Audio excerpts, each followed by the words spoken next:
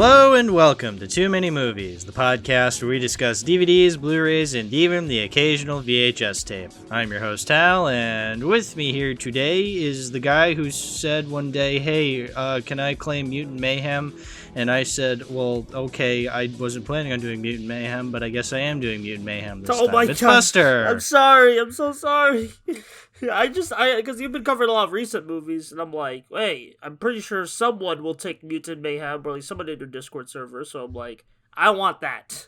Because you were the first person to claim Mutant Mayhem, so it's like, okay, goes to Buster then. Yeah. I've just been really excited for this movie, so I want to have an outlet to talk about it. So Sure. Well, we both watched Mutant Mayhem, the recent Ninja Turtles movie. It came out on a Wednesday of all days. Like that's weird because, well, see, I understand when movies come out on Wednesdays when it's like Thanksgiving or like Christmas, but like, I don't know, just smack dab in the middle of summer in August, they're just like, oh, we're releasing it on a Wednesday. It's like, okay. It's kind of weird. And that's just typical for animated features, you know, just you always release them on Wednesday to get the early family business in, you know? I guess. I don't know. I've never heard of this, so like this was just kind of weird. But Buster, what'd you think of Mutant Mayhem? I freaking love this movie. And, like, I know you didn't love everything, and I'm willing to give my defenses, but I still respect your opinion. But, like, this is one of my favorite movies of the year. I really dug it. As a big Ninja Turtles fan, it really clicked everything for me, and it was everything I wanted. So Nice. Well, it's okay that you're wrong, but we can get into that. Yeah, I liked some things about this movie. I was annoyed by other things. And overall, I guess maybe I have to be like a diehard Ninja Turtles fan in order to really like love this.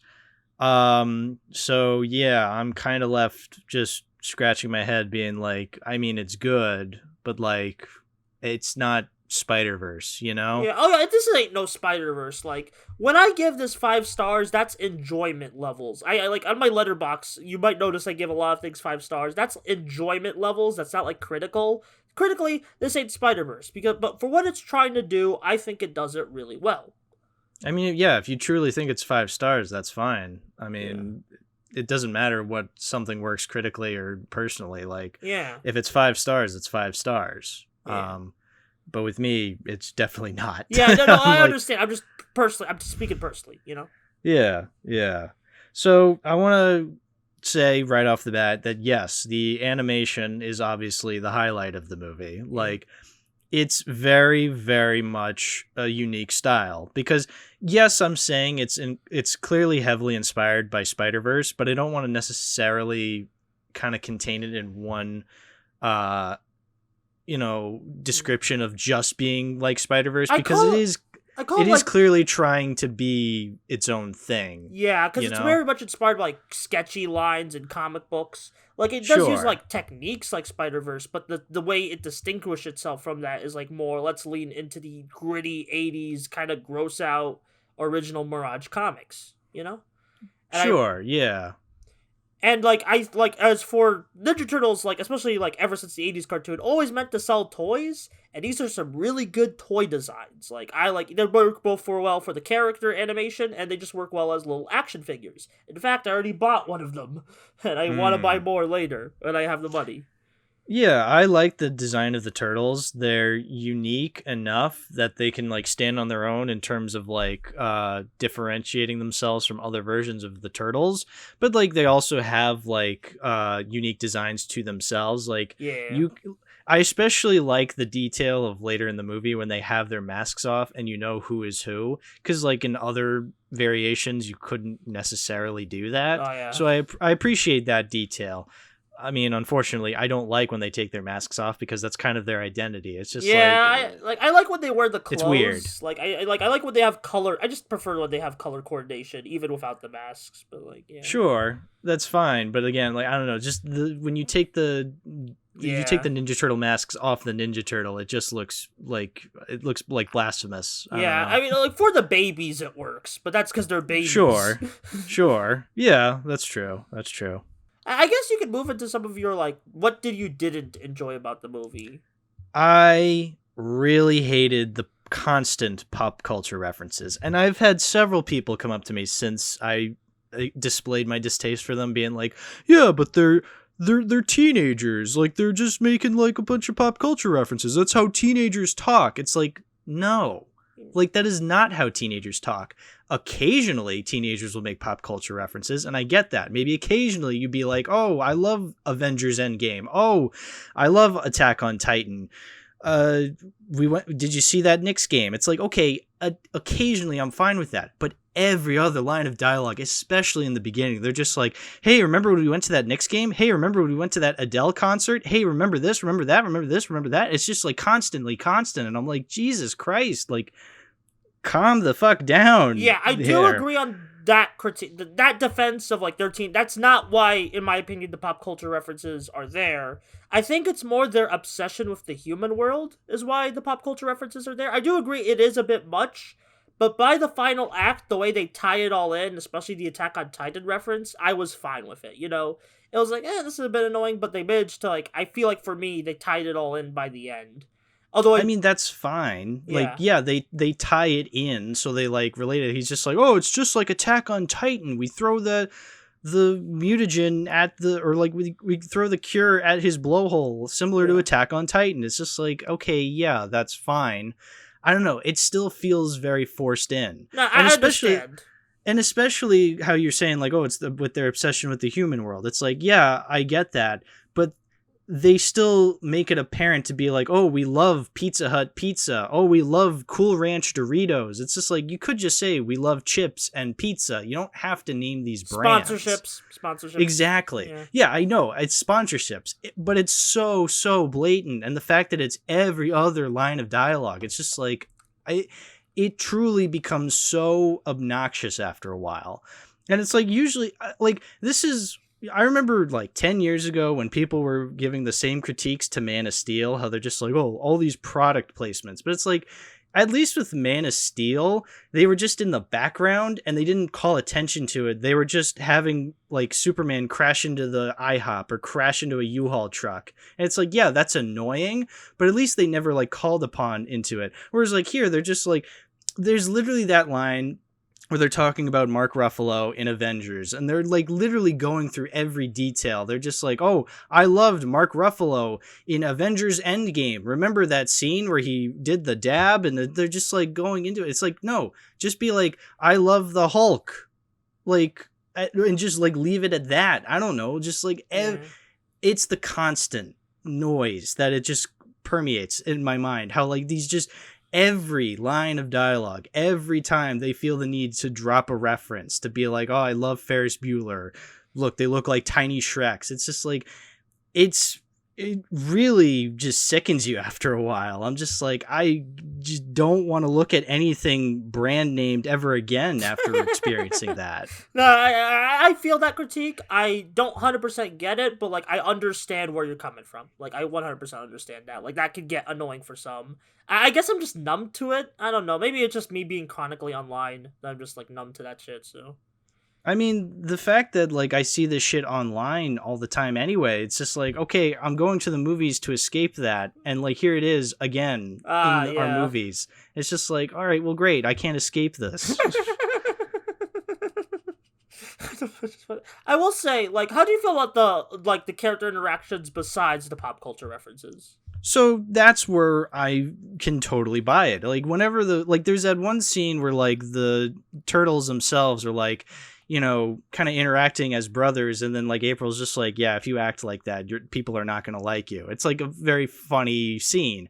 It's like, yeah, because they're literally just shouting nonsense at each other, and it's like, okay, that's where the humor works for me, because it's like, okay, well, for one, it's not a pop culture reference. They're just like, you know, making noises and acting like dumb, stupid teenagers. It's like, okay, more scenes like that. Like if you balanced it out where you had some scenes where they're referencing pop culture things that they like, but also scenes of just general nonsense of them acting like teenage boys. It's like, okay, now like it's perfect. It's golden.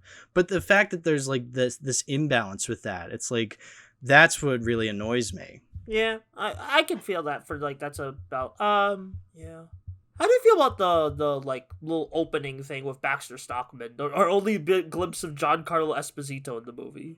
Oh, I was so pissed off that he dies immediately. They're just like, "Yep, Baxter Stockman's dead," and I'm like, "You're what a waste of Giancarlo Esposito, man!" Like, I would have loved to have seen more of him, but I mean, it was nice to see him voice act in a role, and he killed it, obviously. Yeah. And I mean, it's fine. If I feel like it's very exposition-y. Oh yeah, how it's he's just very like exposition-y. it's very exposition-y, and like that exposition kind of never stops throughout the rest of the movie. Yeah. So like, I mean, look, the action is fine. I like the action, and again, the animation is very good. But like, I don't know. Like, I don't really necessarily needed to see that at the beginning, I guess, because here's the thing. This also ties into the fact that like the movie also feels the need to show the turtles' origin again. Yeah. And it's like that also annoyed me because that reminded me of when in like you remember in BVS when like they felt the need to show Batman's parents dying again, and you're just like, all right, I get it. Like at this point, I'm sure enough people get it. It's like you have these Ninja Turtles that are mutants in the sewers of New York. Green ooze got to them. Like, I don't need that explained. I don't need another origin story for them. It's like, just have the movie take place where they're already established. Like, they're just like, you know, running through the streets and fighting petty crime. Like, I don't need this origin spoon-fed to me again. Like, this is like the third iteration of Ninja Turtles in the last decade, is it not? Well, there's been like Fourth? because there's TV Like, shows too. Yeah, that's what I'm saying. So like there was like the Nickelodeon show from like 2012. Yeah. There was the Michael Bay one. There was the Rise of the Ninja Turtles, and now there's this one. So we've had 4 Ninja Turtle variations. It's like we don't need another origin story for these characters. Like at this point, we've pretty much figured it out. It would be like if in the new Batman movie, the Robert Pattinson Batman movie, they showed his parents dying once again. You're just like, all right, like that would have absolutely taken me out of the movie because it's like you clearly don't understand who you're making this movie for. Yeah. Well, then again, like this is supposed to like get like it's supposed to be a start of a TV show according to the executives because they're already even hiring for it and just like said it's happening.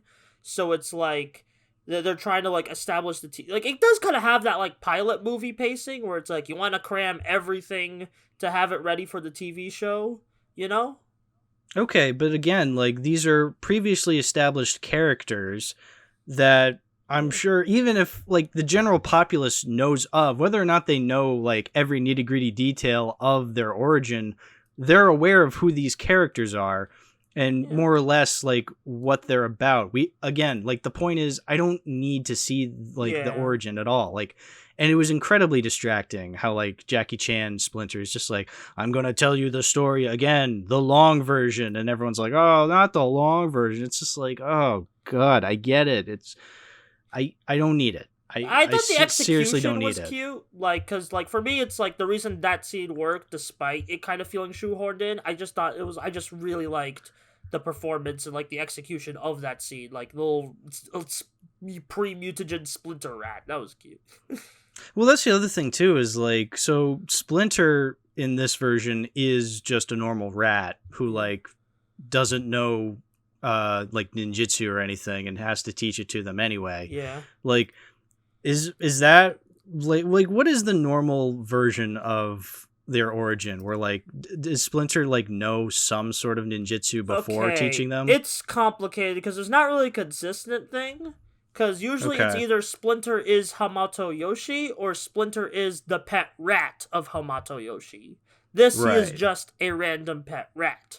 So they're kind of doing the Michael Bay thing where it's like he learns ninjutsu through like comedy jokes, which I'm a bit mixed on. See, that's the other thing too is like, okay, this is pulling the same thing as the Michael Bay movies, but I guess this one gets a pass. Like, I don't understand why then, because it does the exact same thing. Yeah, well, I get the execution. I think is like it's better, and just the everything else in the movie balances out for me. You know. I suppose it's just incredibly distracting to have like this random rat be like, oh, I'm going to teach you ninjutsu while I also learn ninjutsu. And also very good at ninjutsu. It's like, I can excuse it for the like plot, but I like guess. I understand. Like for some people, Yeah, that's some verisimilitude compromise. Yeah, it's just like, okay, we're doing this again. Whatever. I will say like I do like Ice Cube. Like he was this villain, right? Ice Cube. Like Yeah, Ice Cube. yeah, Superfly. I like he is very basic, but I think Ice Cube's vocal delivery like made me like him a bit more than I normally would. It just he has the charisma, as the kids say. He was good. Because he had some very funny lines. Yeah. Oh god, there's like this one scene that really annoyed me with him. So it's the scene where like the turtles convince the other mutants to like join their side, and they're just like, yeah, sure. And it's like, oh, okay, that was easy actually. Yeah. But so then they're all fighting Superfly, and there's that scene where like Superfly is just like, oh, the only way you guys are gonna be safe is if you listen to me. And then like Splinter, it cuts to Splinter, and he has like kind of like this realization moment where he's just like, oh, and so like it's very subtle because he's just like he has like this subtle realization where it's like, oh, I've been too hard on the boys. I realized like, my overprotectiveness,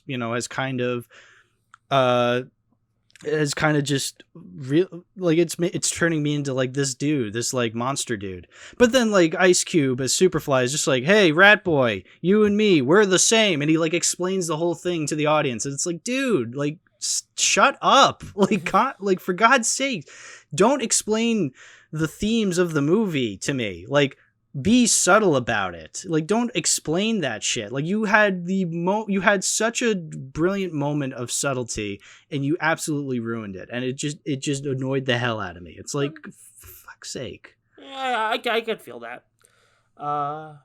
Yeah. I really love the insanity of Superfly's final form, the Godzilla form, as they call it. I was thinking Godzilla, Sure. And then they say Godzilla, and I'm like, oh, they know. They say Godzilla 3 times. They're just like, hey, it's Godzilla. Hey, look, this is just like Godzilla. It's just like, once, please. Yeah, once. Just like, one. That kind of felt a bit much, but like, whatever. And the movie goes like fast enough where I can like it paces it like it's a very fast paced movie. It's only 90 minutes, which I think is to its benefit. Yeah, well, not just because it's like, oh, I don't like long movies. I just think like, hey, if it like just it gets everything you need to do ever off the bat. It doesn't overstay its welcome, and I think that's why I'm less annoyed at the problems. I disagree. I think it kind of does overstay its welcome towards the climax. Because, like, well, I'm fine with the mutants helping them, but then, like, I don't know. I just feel like the climax goes on a little too long because they have that, like, weird subplot where, like, well, I say subplot, but it's like this weird 30-second thing where, like, the turtles are obviously fighting Ice Cube, and then like the news on Times Square is just like, oh, these turtles, they're the enemies, and the turtles are like, oh, they have like that sad emotional scene where like the piano's playing, and they're just like, oh, I can't believe we'll never be accepted. It's just like, what does this have to do with anything? Like, can we like get to this? Like, why is this here? Like, you just had your emotional third act scene. Like, why are we doing this again?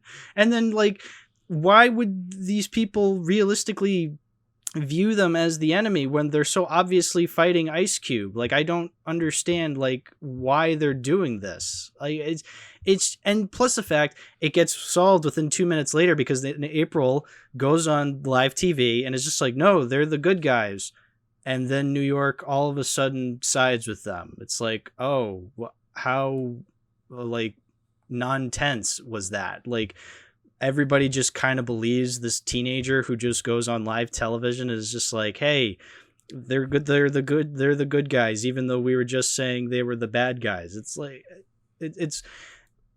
I get it. You want a scene where the humans help the turtles, but then wouldn't it be a lot more, I don't know, like profound if like there were like several human characters that just decided to help them because they felt like helping them? Like, why do we need April to be like, oh, go help them because they're actually good because I'm a teenager on live television that's telling you to go do that? They were like, I think they were like maybe correct me if I'm wrong. I think they just like April didn't really say go help them. She just like tried to like clear their name, and then people are like, we gotta help them like on their own volition.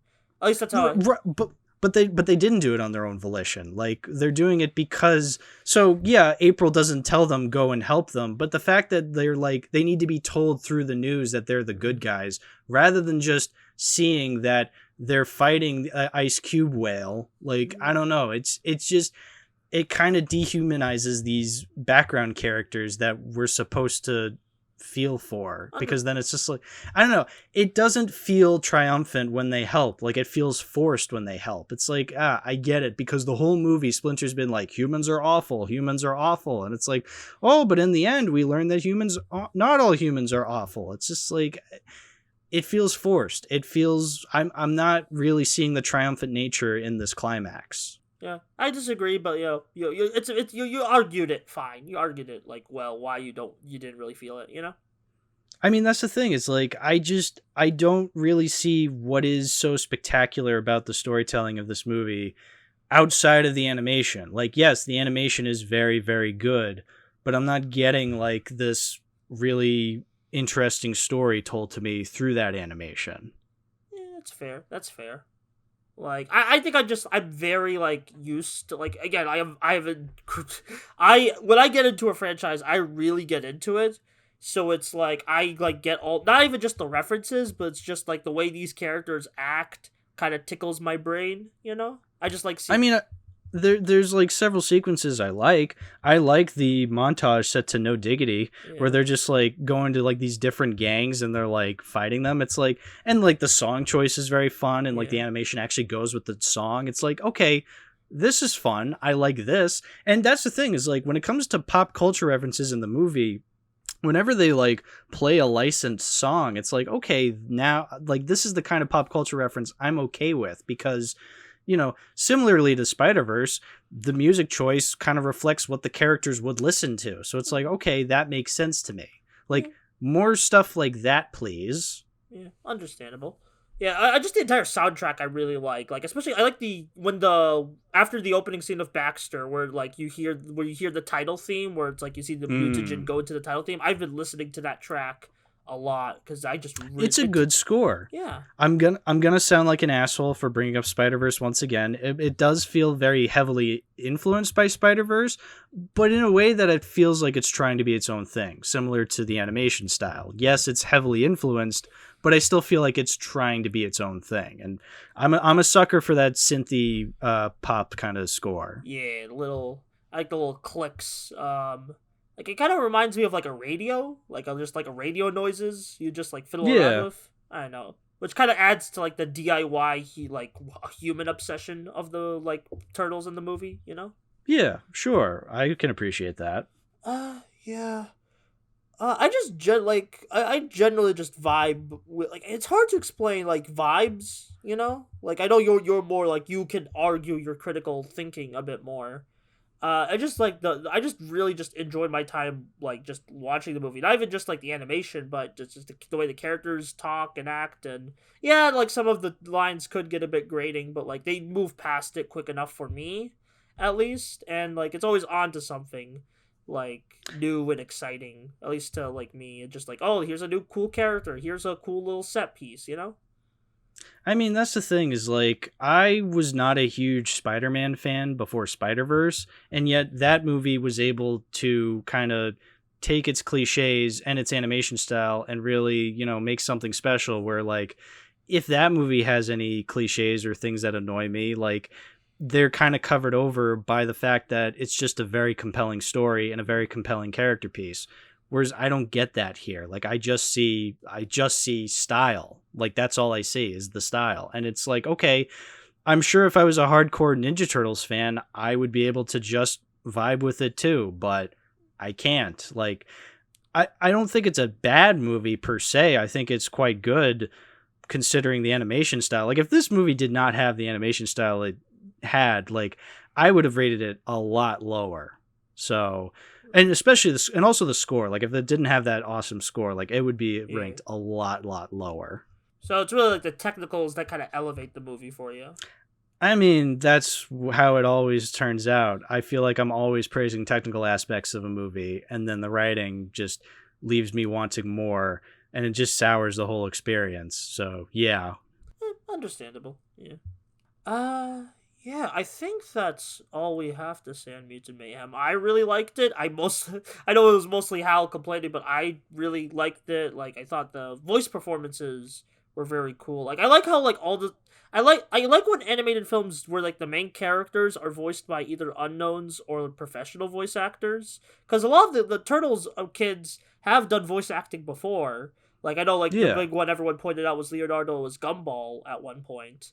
Yeah. And like you can really tell, while like all the other characters are the obligatory celebrities. So it's like you still get that like fresh talent, but you still got to fill the studio quota.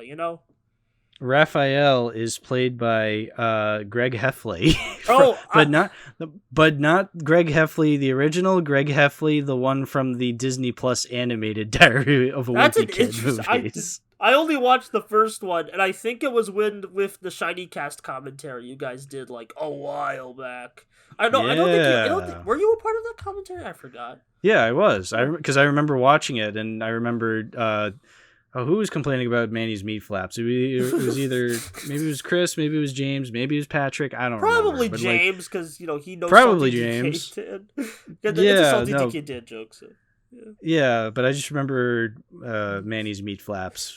Fuck, that was an ugly ass movie. And then I watched Roderick Rules in my own server, and I have never said fuck you louder to a movie more than at the end when it faded. It faded away, and then before the credits rolled, it said like in memory of Ed Asner, and I was just like, oh fuck off. It was one of his last performances.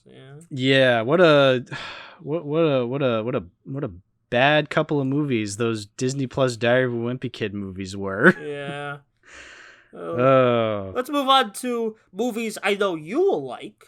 So Mutant Mayhem. Yeah, I've pretty much said my stuff. Again, I don't think it's a bad movie. I just think it's very flawed, and the flaws really do annoy me. But if you're a Ninja Turtles fan, you'll probably like it. Buster, you're a Ninja Turtles fan. You liked it. Yeah. So, hey, good for you. I even just seen a lot of non-Ninja Turtles fans who are just like animation fans just really like it. So if you like, maybe if you're like into like animation or those action 80s cartoon lines, Yeah. But as for me, I still prefer the 1990 Ninja Turtles movie, which I have talked about on the podcast. Yeah, I like that movie a lot. I still like it. It's probably the best live action one. They got it right on their first try, and then everything after that was I will say I think this was a better. What were they thinking? Yeah, this was a better animated feature than the 2007 feature. I know a lot of people like that. It has good moments, but I found it painfully boring. And I say that as someone... I still haven't seen it. I think I watched the Nostalgia Critic review of it like years ago, but I don't remember anything about it. Like there's some good scenes, but that movie is painfully boring. And I say it as someone who's watched it multiple times as a little kid. I still like when I watch it older, I'm like, this is kind of boring. So yeah, that's just me. I'm sure I'll watch it someday. I mean, there's plenty of Ninja Turtles movies I have yet to see. This is the second Ninja Turtles movie I've talked about on the podcast, so we'll definitely get to it. But hey, before we get to our second movie, let's wrap this up. Would you own Mutant Mayhem in your collection? Oh, you're really thinking about this one, huh? Yes, I am actually sorry, just the Discord glagged. But like, yes, I'm actually planning, like, because I know like animated features like these are better about bonus features, so I am planning to pick up the Blu-ray when it drops. So nice. Yeah, I don't normally do that for movies, honestly. Like, I'm just like I'm legit like I want to get this on Blu-ray because I do feel like this is gonna be a big comfort movie for me, like Spider-Verse, like other like WALL-E. I feel like this could be a big one of those animated features that just comforts me. Yeah, I'm not there with you. I don't know, because like again, like I like the animation style, and again I thought it was a fun movie, but like again not enough that I would probably add this to the collection. I'm still trying to find a version of the 90s movie to add to my collection because I did say I wanted to add that one. I just have not been able to find a version that I like. So I go to Bull Moose and I try to find it on like this specific DVD that Omega was telling me about, where it's like it was essentially the DVD I had, but the case was white, and I think that's very visually striking. Or I could just find it on Blu-ray, like either or. I keep finding Ninja Turtles 3 on Blu-ray in that store more than any other versions of Ninja Turtles. No! I have come across like 7 copies on Blu-ray, 7 copies of Ninja Turtles 3 on Blu-ray. It's like I was this close to buying it for the bit and making that the movie we talk about today, but I just didn't have it in me for the bit. I was not. You've already bit yourself out with Showgirls. True, but like I have seen Ninja Turtles 3 and it's not very fun from what I remember. So I'll just, if I ever watch Ninja Turtles 3 again, I'll have to really be sure it'll be like a Ninja Turtles centric episode. Yeah, just call me when you. Sure. Oh, but yeah, we're done with Mutant Mayhem, you'd say? Yeah. We can move on to the other comic book reboot movie we're talking about today. Yeah, so because you forced my hand and made me talk about Mutant Mayhem, we had to think of a different movie to talk about as well. One that's actually in my collection, and I'm glad you chose the one you chose. So, today, for the obligatory Blu-ray in my collection, we're talking about Dredd from 2012? 2012. Yeah. That's the... Starring Carl Urban. Starring Carl Urban. It's the Judge Dredd movie that they made in 2012 that was years after the Stallone Judge Dredd movie. Yeah. They just called it Dredd. And yeah, I've always heard that people like this one and they're pissed that it never really went anywhere. Like it was just the movie. And I was a little worried because usually whenever people are just like, oh, this movie's so underrated. And then I watch it and like 80% of the time, I'm just like, well, there's a reason it's, it never really was a success is because it sucks. But this is one of those times where I'm siding with the populace on this one. I really liked this movie. I really did. I was very much surprised by Dredd. So Buster, what did you think of Dredd? Well, I have not watched the Stallone movie. I have not read the comic, which I probably should have because I do read comics a lot. I was reading some comics before this podcast, but that's a whole other story. But like, as for what I know about Dredd, and I did a little bit of Wikipedia research, but like the creator and stuff. This was a really solid movie. It's not really like a movie like I normally go out of my way to see, but for what it is, it's pretty solid. I really like Carl Urban's performance as the titular character. I really like the... I love that he never took his helmet off. Yeah, that's like, because the thing everyone loves about this movie is that it's more accurate to the comic. And apparently he doesn't take his helmet off in the comic because they wanted to show like more Stallone face in the original 90s movie. But like here, it's like, well, Carl Urban wasn't a big star, like as big as he was in 2012, to my knowledge. So it's like, hey, here's just him, Dredd. He fully immerses himself as the character. I mean, even still, like, just the fact that they show restraint and they're just like, no, we're not going to have this character take his helmet off. It's just like, great. You showed more restraint than the Mandalorian. I really appreciate that. Like, if you're going to have a character and, like, obscure their face, like, I really like the bit of just trying your damnedest to just never show their face. It's just, like, great. Like, I really think that's interesting because, yes, a lot of acting is in the face, but, like, I feel like Carl Urban works where you never see his actual face because, the movie's not really about Carl Urban as Dredd. Like, it's pretty much just a movie where it's just like a side adventure. Like, there's no world-ending stakes. It's just him and this rookie. I forget the character's name. It's Anderson. They're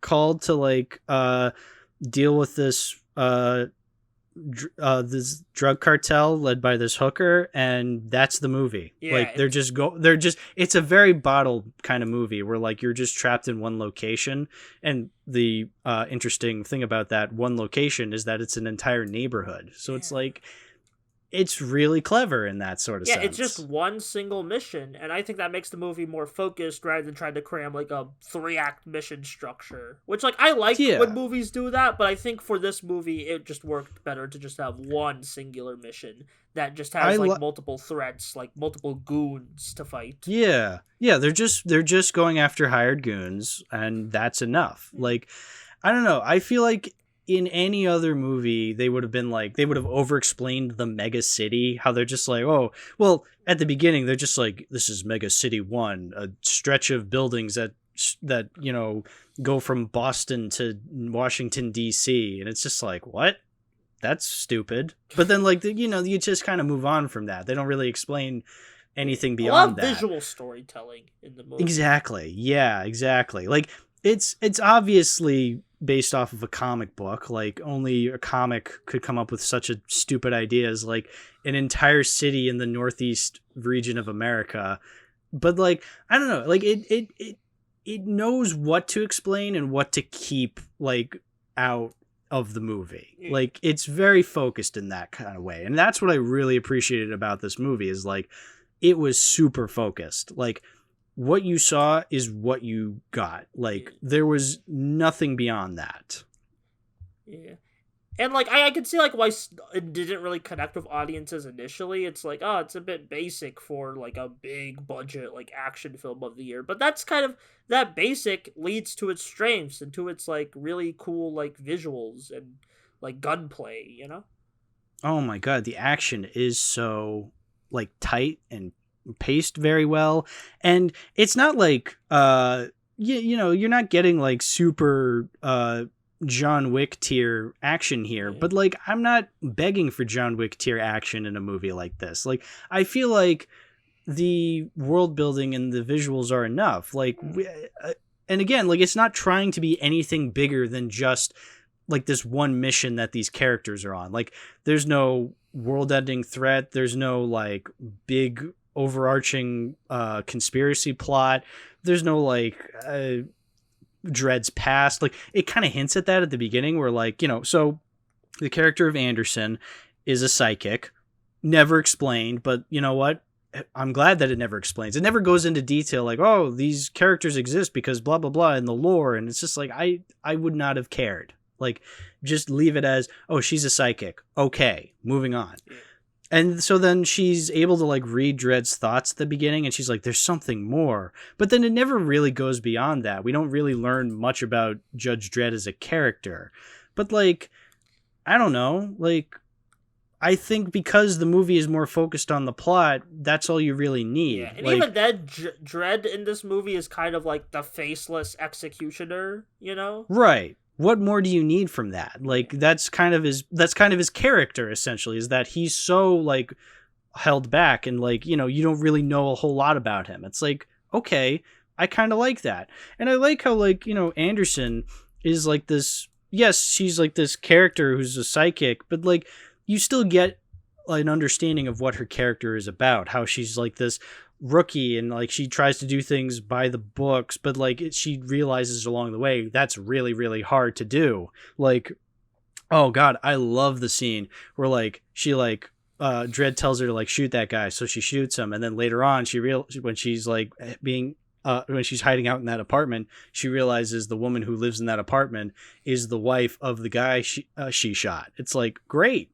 Like, oh god, it's so like, it's so tragic because the movie doesn't really it doesn't really keep on that. Like, it doesn't really do anything more than that. Like, you just see the family pictures and then she moves on. It's like, it's tragic enough because you as the audience member know that. Like, it doesn't over explain that. You know what I'm trying to say? Yeah. I 100% get it. It's very simplistic, but it uses that simplicity to its strength. I will say, exactly. Like, I kind of feel like my only like complaint with like the action, the slow mo gets a bit much. I think the slow mo's a bit much for me. I you know what? I didn't mind it because it knew to keep the slow-mo to whenever somebody was like using that slow-mo drug. Sure. I just forgot they made like an in-universe explanation for the slow-mo. Actually, I really like that. Yeah, never mind. Yeah, so well, that's the thing is like, so in the movie there's this drug that's called slow-mo where like time slows down for you. It was written for a comic book movie. Like, it is so stupid, but like it knows it's stupid, and yeah, it keeps the slow-mo scenes, those like spectacle slow-mo scenes, to when like you're from the perspective of someone on the drug. So like, instead of it being like a Zack Snyder movie where like, oh, we have slow-mo bits sometimes but not always, you know, like there is an in-universe explanation for why there's slow-mo scenes, and the slow-mo scenes are actually filmed really cool. Like, you know, not only do things move in slow-mo, but like, you know, the colorization kind of changes. It's a lot more spectacle. Like, you really, like, it really slows it down to a point that you can appreciate what is being slowed down. You know, and like I said, in the Zack Snyder movie, when it's slow-mo, it's entirely random, and it's supposed to like, you're supposed to like focus in on something being really cool, but it never is. Like Morbius. There's several scenes in Morbius where you know, it goes in slow-mo, and you're just supposed to be like, oh, look how Morbius is going slow-mo. Isn't that cool? But it looks lame. Whereas like here, there's like actually attention and thought put into how they want to film the slow-mo, you know? There's style. Yeah. There is style. I also, like, I guess we could mention, like, this also ties back to your Blu-ray, the 3D aspect. This film was heavily hyped up on its 3D. I watched the 2D copy of the movie from other places, but like it kind of feels like the slow-mo scenes feel like that's where the 3D gimmick came in, but it still like felt like for my 2D version, it's still like what went well, you know? Yeah, so this is a 3D Blu-ray that I have it on. Unfortunately, I also watched the 2D version because my Blu-ray player does not have a 3D setting, so like it didn't really do anything. Like, it was just like, oh, we can't play the 3D version. It's like, oh, okay. But yeah, no, like you said, even in 2D, the movie looks great. Like, I still can appreciate the slow-mo scenes, even though I can't really appreciate when it's trying to do that stuff in 3D. Yeah. Yeah, I think it's not really like, it's a very simple story. And it is incredibly simple, yeah. And I really do appreciate that because, like, again, it could have absolutely over-explained everything. Like, if it had themes, I don't know if it did, like its messaging, like, I don't know if it really had like a stance one way or the other in terms of whatever it was trying to have a message on. I don't know. But quite frankly, that's for me to discover then. It's like, oh, great. I don't know what it's trying to go for, but that means upon subsequent rewatches, I can then discover that, because that's kind of the beauty of film, is like you want to return to a movie over and over again to appreciate the stuff that it does. Because if it just, you know, outright explains everything or like puts everything up front, then it leads to, like, you know, the subsequent rewatches being less and less impactful. Whereas I feel like this is definitely going to get better upon rewatch, where I get to like appreciate like little details here and there. Well, from what I understand, it's kind of like basically like it's very straight faced in terms of its like depiction of like police law enforcement. Of just like this is very much like there is the joke or satire is not really like a jokey joke, or like it's meant to be like, it's just meant to be like, here is the thing, this thing, and like it makes you like come, this is how it is, and then it leaves the audience to be like, oh, so that's, just give it a little thought. At least that's how I still need to do a bit more research, but like from what I understand about Dredd and this film, that's what I got, you know, where it's like it's very much about law enforcement and stuff, and like the very, very much like Showgirls. Oh my god. yeah, the two crowning achievements of satire, Dredd 2012 and Showgirls. Yeah, exactly. I just wanted to also mention Lena Headey. I think that's how you say her name. She was Mama. She was like the prostitute turned like drug kingpin. Yeah. She was great. Oh, yeah.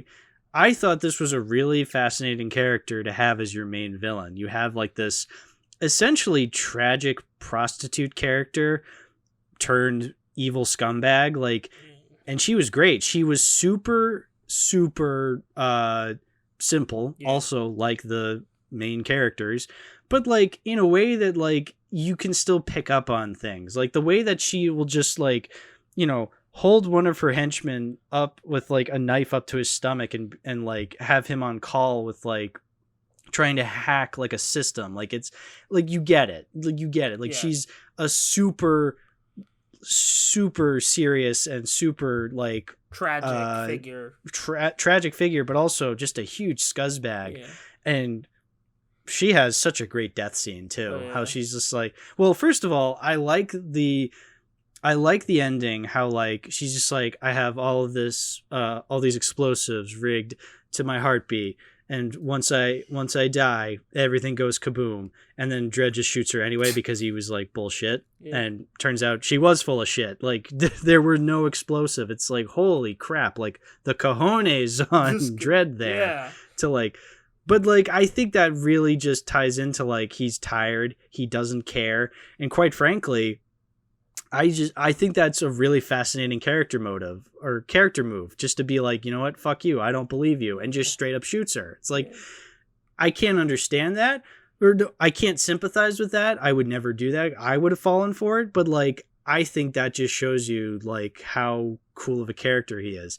And then he's just like, all right, you're under arrest, penalty, death, makes her take the drug and like throws her over the side of the building. A lot of throwing people off buildings in this movie. I appreciate it. I mean, you have a tall building. Yeah, like, that's what you're going to do. I keep doing it. And I love how like when she falls and like you see from the perspective of like looking up, and like she like hits the pavement, and you actually see like her head explode as she hits the pavement from like the perspective of the pavement.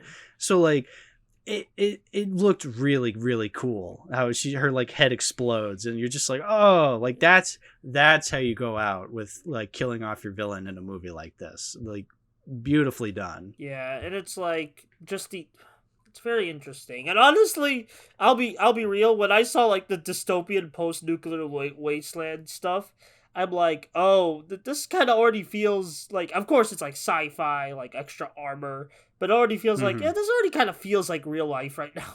I don't know, like, man, but like, I mean, when you have like the lower levels, like especially when you have like like at the beginning when like there's that like guy on the loose and he's like shooting people in a mall, and then like Dred kills him, and then you have like the cleaning service like picking up like the dead bodies and the cleaning up the blood, and you hear like over the intercom like the mall will reopen in 30 minutes. It's just like, oh, 30 minutes, you guys better get this cleaned up. Like, but you know, they have protocol for that kind of stuff. And that kind of like also it emphasizes the satirical elements are more subdued than like previous entries. It's like, it's very much, if you catch it, you catch it. Like, yeah, exactly. And I love films like that. I want films where I as an audience member can learn these things and not have it spoon fed to me. I'm a bit like mixed. I feel like it depends on the execution, but I think here it's executed fine, you know? Yeah, I really appreciate that kind of stuff. Yeah. It's very, very cool. Yeah, it's just like, it could be a tight rope to walk if you don't know what you're doing, but this film knows what it's doing. Exactly. Yeah. I think that's all we have to say. It's like Dredd, simple but very fun movie. Yeah, exactly. I think this is, again, like I've said, this is one I definitely need to revisit to truly appreciate a lot more. I gave it like 3.5 stars, but I could see it going up and up, like upon rewatch. I feel like I could see it if I learned more about the comics, if I like learned about like what the original comic was going for, and then like seeing how they adapted, I could see it go into 4 stars for me too. I just need to like do research, because that's just how I kind of like do films, like, and not like as franchises, but like, okay, what are they trying to go for? Let me research the backstory of the film, because I feel like the backstory of like either in the real life production or the franchise production will like lend me a new angle to the film. Not just me though. Yeah, I feel like I'm good with where I'm at with Dredd. Like, I don't really need to do any more research, but like, I think that's what makes this movie much more compelling is that I don't need to do research in order to fully appreciate it. Yeah. Like I can just watch it as is, and I know what, and I feel satisfied. Yeah, regardless. I can understand that. Yeah, like I don't need to be like a huge Judge Dredd fan to understand what works about this movie or to understand that it's a good movie. Yeah. I just need to watch it as a movie. Yeah, I'm just more talking about like a deeper appreciation for it, not like how to explain it? It's not like just I want to have a deeper appreciation because I liked it so much, so I want to do research. That's what I'm trying to say. Yeah. Are you gonna watch the Sylvester Stallone movie at all? Eventually, we'll see. Yeah. Like it'll take some time. But like I'll probably revisit the Nostalgia Critic review. Oh my god! Of course, this guy, the law. Yeah, I'll probably check out the comic before the Stallone movie because I like comics. Yeah, I could see that. Well, then let's talk about this Blu-ray that I have Dredd on. So yeah, as I said, it's a 3D Blu-ray, but it was a Blu-ray I could just play normally too. But unfortunately, I really gotta think about this, or I really gotta be honest here. It's like, okay, this is a 3D Blu-ray, but I can't watch the 3D version of it. I can only watch the 2D version. It's like, okay, then why would I ever own the 3D Blu-ray of it then? And also, this fucking Blu-ray does the thing I hate a lot when it comes to Blu-rays and DVDs. The case has the recycling logo edged out in it. Yikes. So you have the holes.